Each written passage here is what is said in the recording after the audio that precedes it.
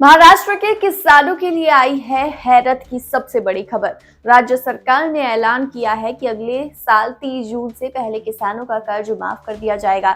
मुख्यमंत्री देवेंद्र फडणवीस ने खुद इसकी पुष्टि की है और इसके लिए एक उच्च अधिकारी समिति का गठन भी कर दिया है। ये फैसला ऐसे वक्त में आया है जब किसान नेता बच्चू कडू की आंदोलन ने राज्य की राजनीति को हिला दिया है। कर्ज माफी के इस ऐलान से किसानों में उम्मीद जगी है, लेकिन क्या ये कदम किसानों की परेशानी का स्थायी हल बन पाएगा?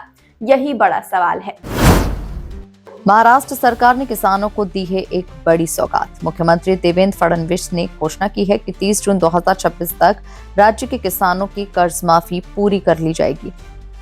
इसके लिए सरकार ने एक उच्चाधिकार समिति बनाई है जो किसानों की कर्ज मुक्ति के लिए अल्पकालीन और दीर्घकालीन सिफारिशें तैयार करेगी। मुंबई में आयोजित बैठक में सीएम देवेंद्र फडणवीस के साथ डिप्टी सीएम एकनाथ शिंदे और अजित पवार भी मौजूद थे। बैठक के बाद फडणवीस ने कहा, हमारी सरकार ने किसानों से वादा किया था कि हम उनका कर्ज माफ करेंगे। आज हमने उसी दिशा में पहला कदम उठा लिया है। समिति 1 अप्रैल तक रिपोर्ट सौंपेगी और 30 जून से पहले उस रिपोर्ट के आधार पर किसानों का कर्ज माफ कर दिया जाएगा। सरकार के इस कदम से राज्य के लाखों किसानों में खुशी की लहर है। हालांकि यह फैसला किसान नेता और विधायक बच्चू कडू के हालिया आंदोलन के बाद लिया गया। कडू के नेतृत्व में हजारों किसान सड़कों पर उतरे, ट्रैक्टर मार्च निकाला और सरकार से वादे पूरे करने की मांग की। आंदोलन के दबाव के बाद सरकार को ये ठोस कदम उठाना पड़ा। बच्चू कडू ने सरकार के इस ऐलान का स्वागत तो किया, लेकिन कहा कि वो इससे पूरी तरह संतुष्ट नहीं है।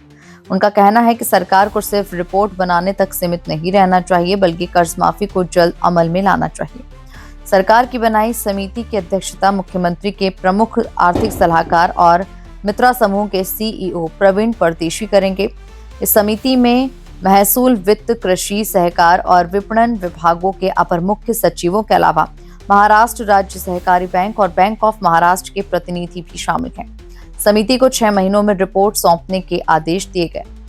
कृषि क्षेत्र में यह फैसला एक बड़ा कदम माना जा रहा है, क्योंकि राज्य में लगातार बढ़ते कर्ज और घटते दामों से किसान परेशान हैं। कर्ज माफी के अलावा किसानों ने न्यूनतम समर्थन मूल्य की कानूनी गारंटी, सोयाबीन की सरकारी खरीद और भावांतर योजना को लागू करने की भी मांग की है। अब देखना होगा कि फडणवीस सरकार की ये समिति किसानों के लिए कितनी ठोस सिफारिशें लाती है और क्या 30 जून से पहले वाकई महाराष्ट्र के लाखों किसान कर्ज मुक्त हो पाएंगे या नहीं। सरकार का वादा बड़ा है, लेकिन किसानों की उम्मीदें उससे भी बड़ी।